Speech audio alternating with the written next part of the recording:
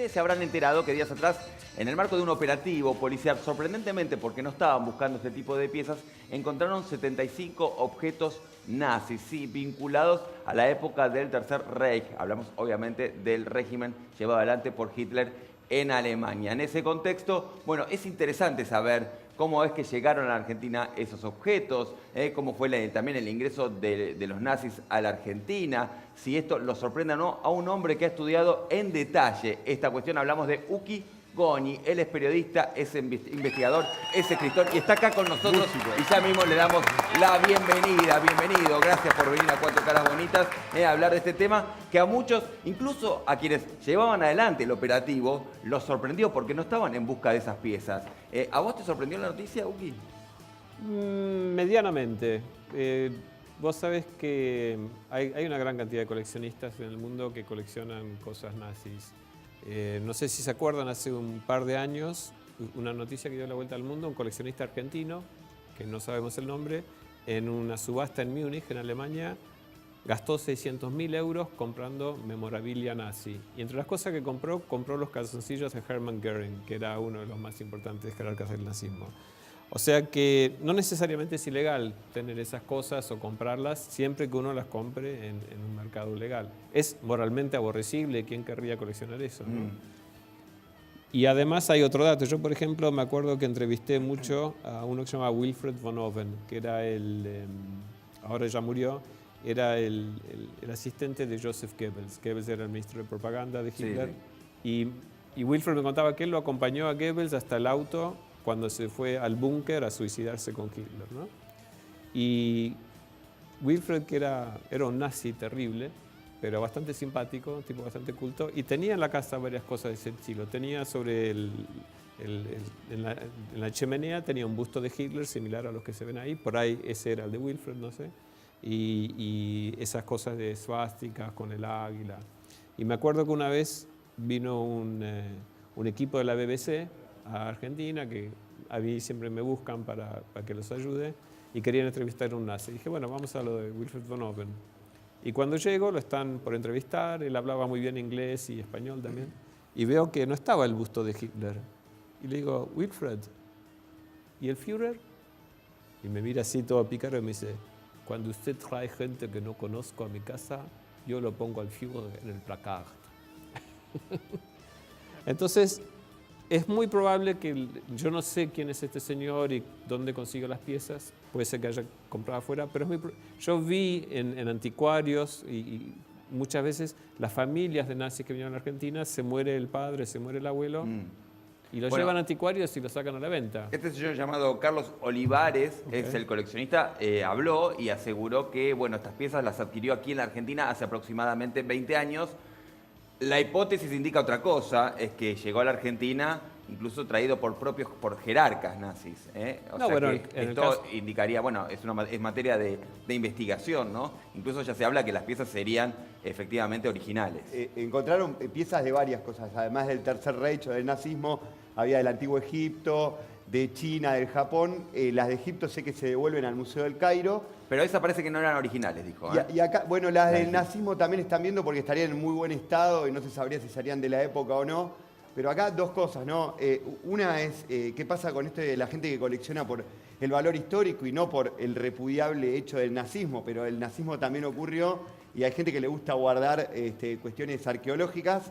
Y la otra es, yo sé que vos hiciste una investigación muy importante con la Odessa y cómo fue el escape o la protección que tuvieron los que escapaban del nazismo, y acá en la Argentina se les dio cobijo a algunos muy importantes. Lo que llamaba la atención es que muchos se instalaron en la zona de Bécar, San Isidro, San Fernando, Florida, y esto es justamente en Bécar, ¿no? Un poco me parece que afirmando todo esto, este recorrido y cómo la Argentina fue refugio de las jerarcas nazis, o de muchos de ellos, ¿no? Claro, ellos traían cosas consigo, y me acuerdo que inclusive yo había entrevistado a uno que había sido abogado de este von Oven, y este abogado me había mostrado con mucho orgullo una daga, similar a las dagas que se ven ahí en los videos de lo que encontraron el otro día. Y me decía, esta me la regaló Wilfred. Y estaba muy orgulloso porque y yo después estuve con Wilfred y dije, bueno, me dijo su abogado, me dijo, no, pero no le digas, esa es una réplica que yo había comprado por ahí y le regalé una. Claro. Entonces... ¿Hay mucho mito alrededor de esto? Claro que hay mucho mito. A mí una de las cosas que me vuelven loco constantemente de todo el mundo y de acá es sobre si vino Hitler a la Argentina o no. Hitler murió en el búnker, se suicidó junto con su esposa y con su perro Blondie, que también lo mataron, y con la familia de Goebbels, su mujer y los 5 hijos de Goebbels. Sí. Una cosa espantosa, terrible. Pero es un mito que parece imposible de matar, ¿no? Porque me llaman constantemente todo el mundo de History Channel que quieren hacer un documental sobre que Hitler vino a Te siguen Argentina. preguntando por este tema. No, y siguen haciendo documentales. Amigos míos que me conocen. ¿Pero tienen algún asidero? Quiero decir, vos No. decís, pues, no. No. O sea, a ver, los historiadores gustan decir que no se puede probar un negativo. Yo no puedo probar que no vino. Claro. Ahora, para probar que vino tengo que tener alguna evidencia empírica y la evidencia de que se suicidó es enorme, porque encontraron los restos, encontraron la dentadura, encontraron al dentista de Hitler, él fue, identificó la dentadura, trajo las placas, sí es él, o sea, no hay ninguna duda. Ahora, el mito ha sobrevivido más de 70 años, ¿no? Ya estamos. ¿Es un tema incómodo en la Argentina? Digo, teniendo en cuenta esto que decía Hernán, que vos has investigado como pocos o como nadie en la Argentina, ¿no? Esto del ingreso de los jerarcas nazis al país, ¿no? En el marco de un régimen, el de Juan Domingo Perón, ¿no? Hay Claro. que decirlo. ¿Es un tema incómodo por eso? ¿Es algo que en general el Partido Justicialista Claro, pone pone incómodo? Argentina en tratar entre los aliados, ¿no? Se nota 2 días antes de que capitule justamente los nazis, entra tarde a la Segunda Guerra Mundial y después termina teniendo algunos de los casos más importantes como Eichmann, ¿no? Como Prip, que después más tarde, entonces queda como una sombra sobre la Argentina y el rol que tuvo, ¿no? No, la Argentina se distingue, o sea, nazis fueron también a Brasil, algunos, también a Chile. Paraguay también. Ahora, se distingue la Argentina porque el gobierno argentino, a los primeros nazis que llegaron, armó una misión con ellos y los envió de vuelta a Europa con pasaportes oficiales argentinos, con dinero argentino, para armar una red de escape desde Alemania que pasaba a través de Suiza y después los embarcaba en barcos desde Italia y a veces en aviones desde Roma también. La primera ruta de escape que armó el gobierno argentino en verdad fue a través del norte, se escapaban de Alemania a Dinamarca, de Dinamarca iban a Suecia y venían en aviones o en barcos desde Suecia. Pero el gobierno sueco arrestó a los argentinos que estaban metidos en esto, se armó un escándalo internacional y ahí tuvieron que cambiar la ruta y la ruta pasó a ser a través de Suiza, Austria, Italia. Y en esto es lo que es muy vergonzoso para la Argentina, ¿no? Que la Argentina no es que vinieron, la Argentina activamente buscó traerlos. ¿Y esto tiene que ver con cuestiones ideológicas solamente o tiene que ver con otras cuestiones también? No, es una mezcla, hay varias razones que se conjugan. Uno, que Perón estaba muy deseoso de conseguir tecnología armamentista, diseñadores de aviones a propulsión. Famosamente trajo a Richter, que era un científico nazi, que le vendió a Perón la idea de que iba a construir una bomba atómica y armaron la isla Huemul en Bariloche, era todo mentira y no pudo hacer nada. Entonces, parte era traer estos técnicos y otra parte era, a Perón le ofendía su sentido de honor militar que se llevara a juicio a un ejército derrotado como el ejército alemán. Y él se propuso rescatar a la mayor cantidad que él pudiera de los juicios que él consideraba que eran deshonrosos, ¿no?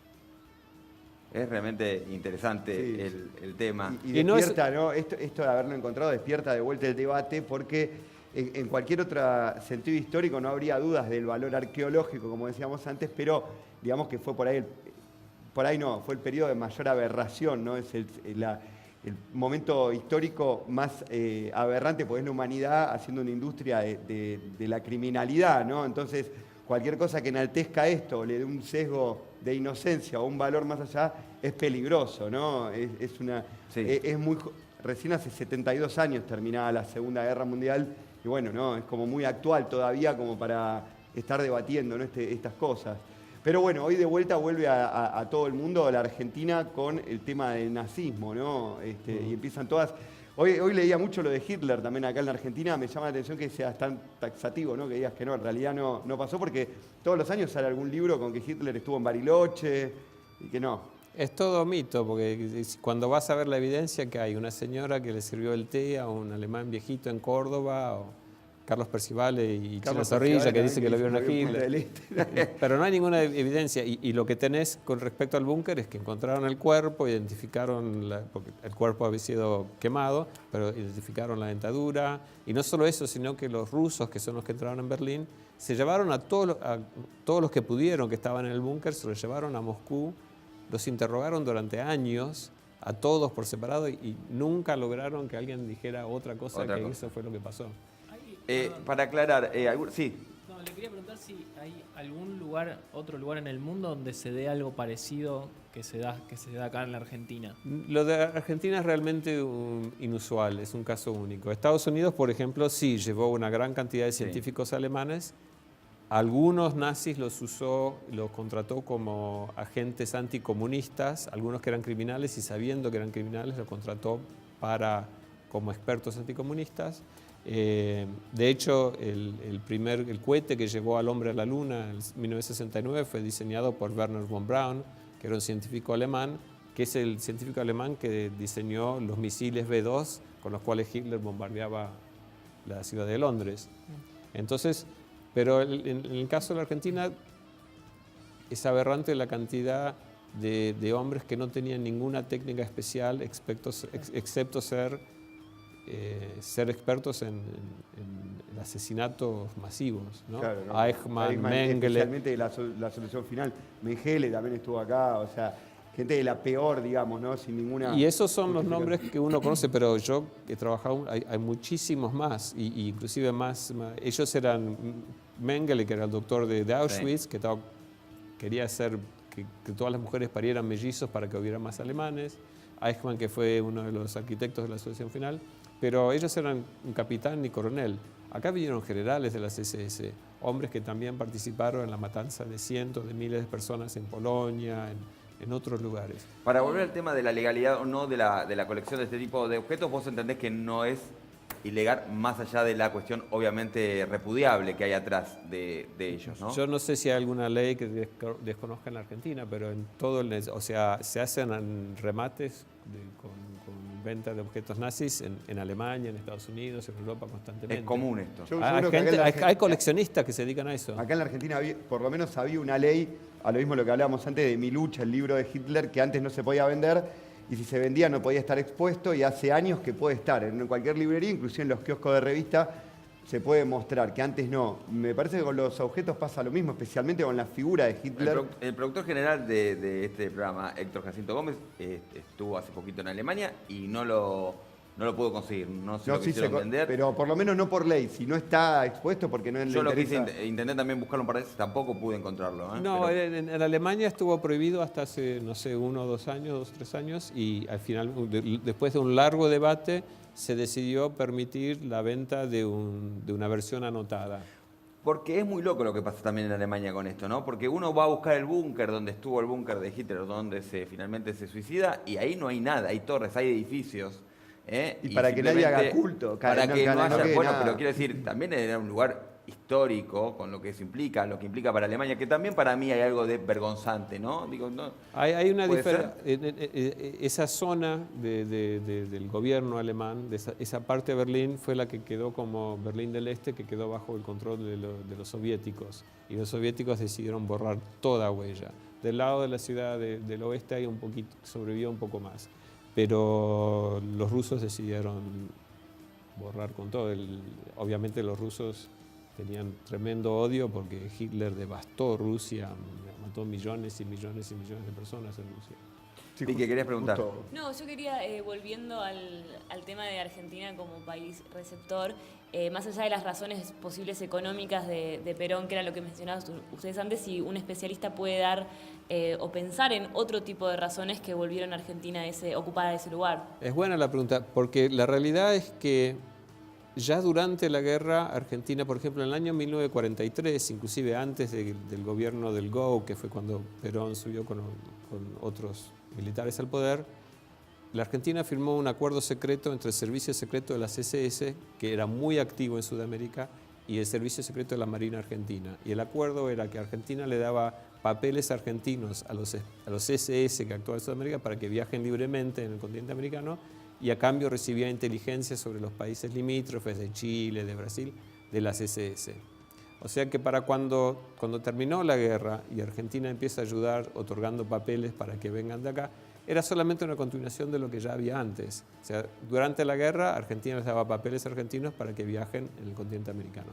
Después de la guerra empieza a darles visas y otros documentos para que puedan venir. Y acá había Reciprocidad, que le simpatías, ¿no? Acá en la sociedad, antes de Perón, inclusive a finales del 30, había habido un congreso en el Luna Park, Un acto ¿no? en el Luna Park, sí. Que a Luna Park Seno también, que hoy en las crónicas llama la atención, ¿no? Con banderas. Con banderas nazis de par en par, acá en el Luna Park. En la Argentina todavía hay una comunidad alemana muy, muy grande. Estaba el Goethe Schule, había 2 o 3 periódicos que se publicaban en alemán. Uno que era nazi, el otro que era antinazi, y uno que se publicaba, uno creo que era de la comunidad judía en alemán también. Entonces, eso también actuó como un polo de atracción, porque cuando pierden la guerra y tienen que ir a algún lugar donde ir, tenían muchas conexiones de familia, muchos empresarios. Había empresarios alemanes muy poderosos acá, que mandaron también misiones a Europa a traer a esa gente para que trabajen en sus fábricas o en sus empresas. Entonces, no es solo la simpatía que sí había de parte de Perón por el fascismo, y no es solo la búsqueda de técnicos, sino también esta comunidad alemana muy grande actuaba de polo de atracción. Bien, hasta aquí esta parte que tiene que ver con, bueno, entender un poco, ¿no?, de dónde provienen estos objetos y este vínculo entre la Argentina y el nazismo, que era muy interesante hablar con una persona absolutamente seria, rigurosa, ustedes lo vieron, un verdadero investigador del tema, que tiene un lado B. Y que es este, vean.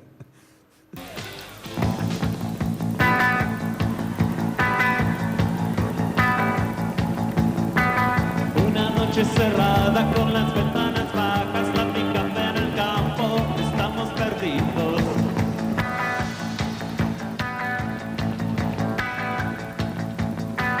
Paro en la banquina, prendemos la radio, sacamos el mapa, más un cigarrillo.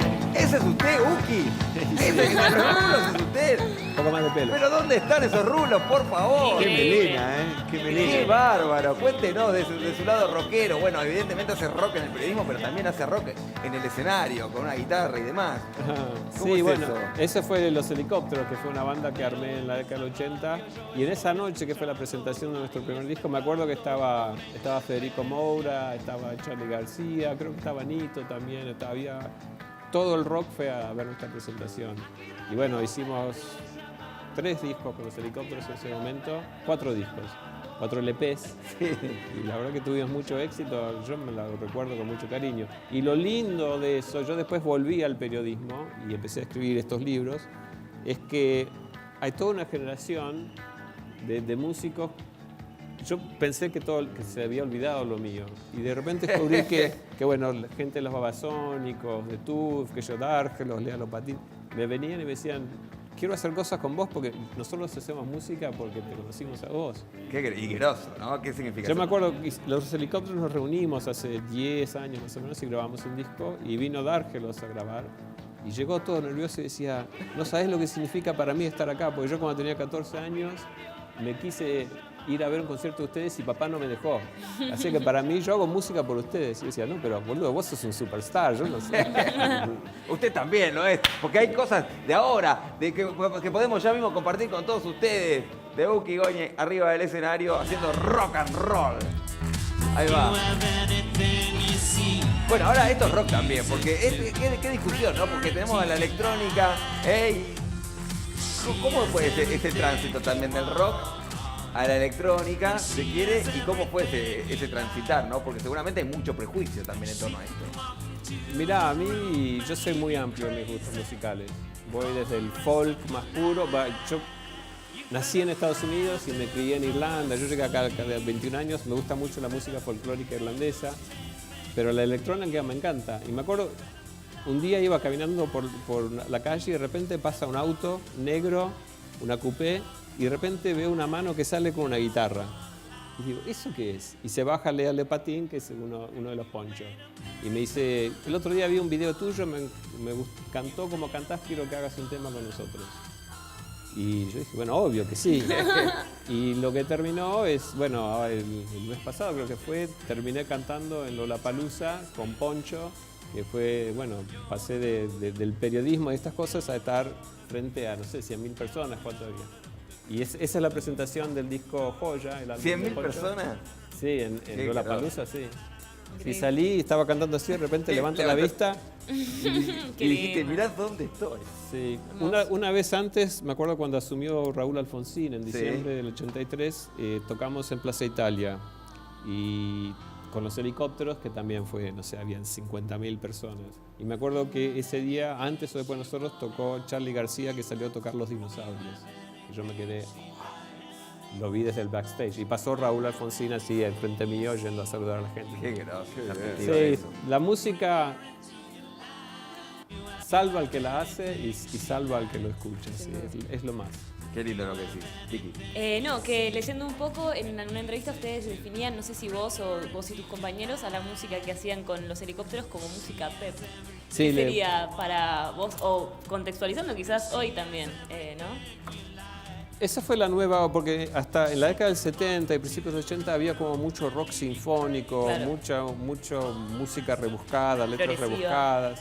Y me acuerdo que nosotros decidimos, no, nosotros vamos a hacer canciones, les llamamos directa, veloz y atrapante, que se pueda bailar, porque la música era inbailable en esa época. Rock sinfónico, ¿no? Claro. Y canciones que sean no más de 2 minutos y medio. ¿Y qué nombre le ponemos? Y no era música pop, dijimos es música pep. Por Pepsodent, Pepsi Cola, que tuviera vibración y vida. Muy bueno. Uy, Y lo bueno. logramos, sí. La próxima te venís con la guitarra. Obvio, Te pedimos por favor.